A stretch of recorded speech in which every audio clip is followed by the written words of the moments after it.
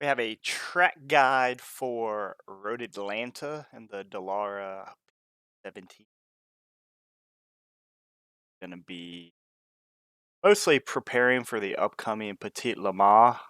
Um, Recording this for a group I race with to just kind of be a track guide, not meant to be top split speed or anything like that. Just kind of braking points, gears to use, overall line. So I'm gonna kind of go through a first lap pretty slow, and then I'm probably gonna let 3 or 4 more laps just play through. I'm gonna break down kind of slow this 10.609 here, and then I'll let the consecutive laps play through, ending with the just sub 110 lap. You can see this was starting with full fuel, so this is after a little bit of fuel burn, but still probably at least minimum half a tank. Without further ado, we're going to be coming off of, I don't even know the turn numbers here, but this is coming off the final turn, which is a full speed kink. So headed down the front straightaway here. Main thing I look for is where this grass ends on the left. You can go a little bit past that, but the safe point is to start braking and lifting where this grass ends. You're going to downshift to 4th gear.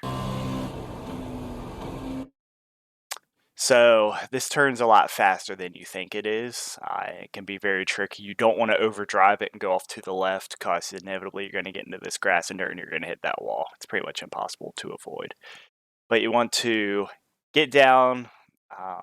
Don't need to clip the curbing here, but you want to get as close to it as possible. And then you're going to get back into the throttle and kind of exit out wide to the left. And then you want to get back to the right as soon as possible. This is probably the trickiest section of the track. Some guides you can use as you're headed up this blind hill. This tree here on the left, and then as you're going over the crest, there's like a little like flagman stand or whatever. You kind of, so you can see the top of it here. Go a little bit further so you can see it even better here. You're going to be aiming a little bit to the left of that.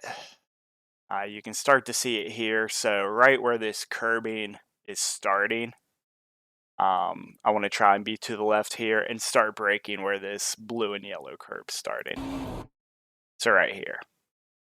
I'm applying, looks like 50% brake. That whole time up the hill, I'm not using full throttle necessarily, but about 50% brake here. Get down to 2nd gear. This curb, you can jump quite a bit. Close this out. Let's see. Oh, down here. You can see how much curb I use here. And I think you can cut it even more than that. But anyways, 2nd gear. Cut that curb out to the left. You're pretty much going to be almost full throttle, if not full throttle, through a lot of this section here. This can be very sketchy. This is not a passing zone at all, so I wouldn't even recommend trying. You're going to kill yourself if you try. All right, so again, you're headed over a hill here, so it's tough to see. But you're going to see this blue and yellow here on the left. Ideally, as you're hitting the end of this is where you want to start your turn in and kind of aiming for the next part of the S's. I think this first lap I turned in too soon, and then I kind of have to correct it. Yeah, see, I started turning in here, which is too early. And then you see I correct my wheel back to the left to go straight here, and even a little bit to the left to kind of, because I realized that I had the line wrong. But pretty much flat out through here, I would probably try and stay off the curbs if possible. You're going to get up to 5th gear a little bit after this. Before you hit this yellow and blue curb here, you're going to want to start braking, and you're going to end up downshifting to 3rd. I try and stay off of this curb with on the right side. It's okay if you get onto it maybe a little bit, but you don't want to too much or it'll make the car kind of unsteady. Start your turn in. Again, you can get up onto the curb a little bit, but you don't want to touch it much at all. You can kind of see how it is angled down like this. So you're going to touch it and it's going to try and push you to the right. And the exit of this turn is pretty sketchy if you run wide. So I get on it a little bit there. Car gets a little unstable. All of this section here is runoff for you. It doesn't count as off track, at least until you make it really far out. But I would advise trying to keep your lefts on the left side of this curbing here. So I get it onto it a little bit. You can carry more speed, but this gets really bumpy and rough. Get off to the right, and if you do it wrong, you could end up spinning yourself out, and there's a wall to the left, and it could be a certain death for you. There's how much, you can see how much I'm.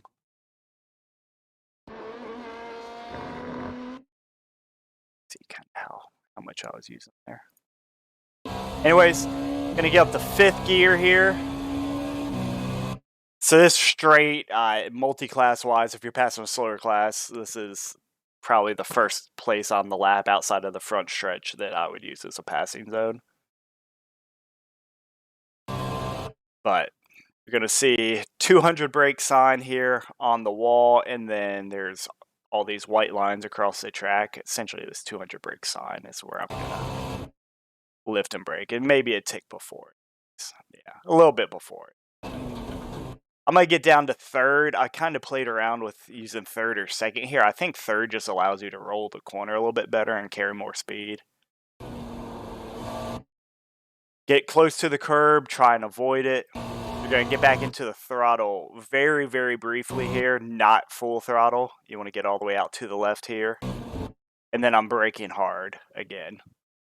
And I'm going to get all the way down to 1st gear here. You want to get in as close to this curb as possible to really allow you to get a good launch off the turn here. You can maybe turn in a little bit later, try and straighten the corner out, get a straighter run to main straightaway, because this is the longest straightaway on the track. Exit all the way out to the left. You'll get to high gear here, 6th gear. This is another, obviously, passing zone, especially multi-class. Just a good opportunity for passing. All right. Got a 100 brake sign here on the wall. You got the white line across the track. A little bit before that, I'm going to get it down to, I want to say 3rd gear here. Let's see what gear we get down to. Okay, 2nd gear. Try and get in close to this curb here on the left and stick to the left. That way you can straighten out the next section.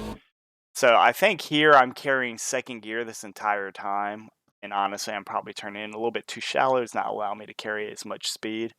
I do think after you make it around that 1st bend, that possibly downshifting to 1st will allow you to get a little bit of a better drive off speed-wise. You're going to exit out to the left. All right, another blind hill. And in these LMP cars, stuff happens fast.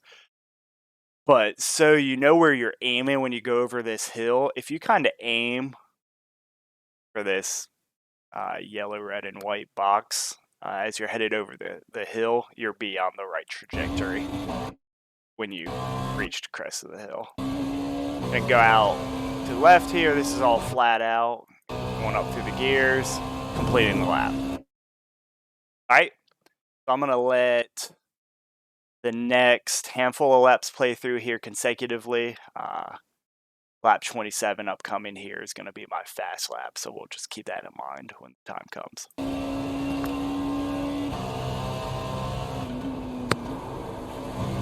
We'll see if I make any key errors here. So I missed the apex there a little bit. Obviously doesn't allow you to carry as much speed. A lot better on the turn in there. There you go. So you see what I'm talking about, getting up over that curb and how unsteady. I don't think this was an off track, but this probably should have been a wreck. But I was able to save it.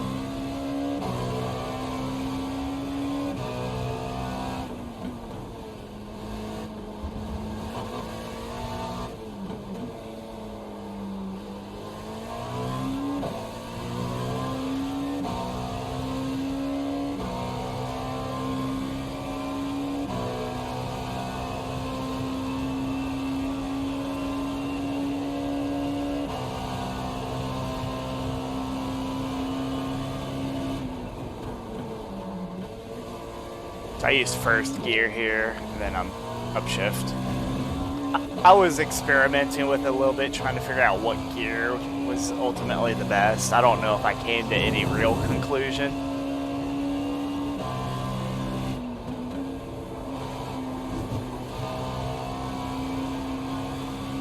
Something you do have to be careful with when you're in the race is this is the pit exit to the right. So you need to know if somebody's coming out of pits, and if you're coming out of the pits, you need to know where people are on your relative. Because that pit exit ends up being the actual racing line. You're going to go off to the right here. And you may sideswipe somebody if you're not paying attention. So I kind of missed that apex there. That's probably the trickiest turn on the track. Just laps are going to help you hit that more consistently.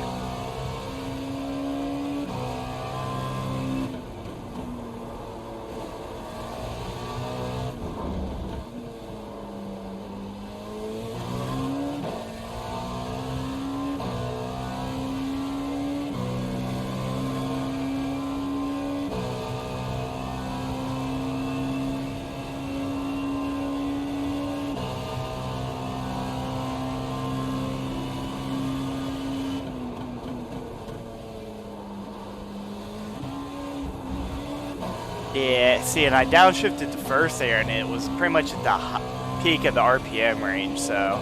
But it just seems like it bogs it down a little bit being in second gear.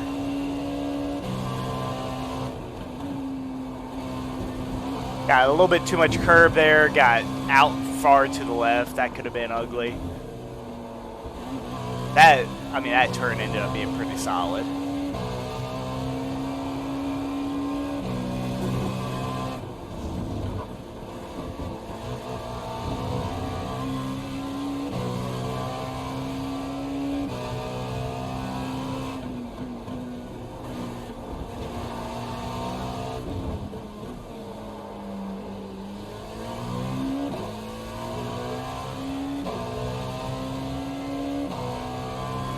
This upcoming lap is my fastest lap of this session. For this, I was using an old VRS setup from last season, just to try and figure out the line and whatnot. It feels pretty good. Obviously, there's more speed in it. I think the VRS time was like a 108 something or another.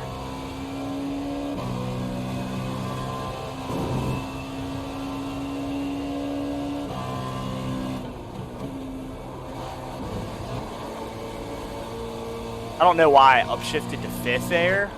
I would have stayed in fourth ideally.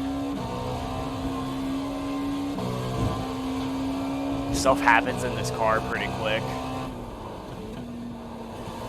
So that was a good combo there because I avoided the curbs, which allowed me to keep the car stable and not lose speed.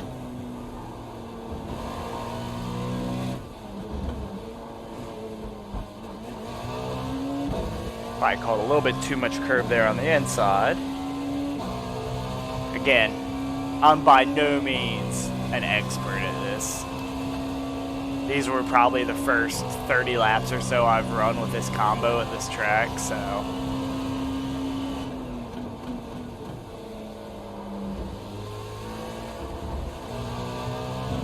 I think staying in second gear and just carrying the speed is the ideal way to do that there. But that's it. If you have any questions, let me know in the comments or ask me in the Discord if you are in one of the Discords I'm sharing this in. Outside of that, catch you guys later.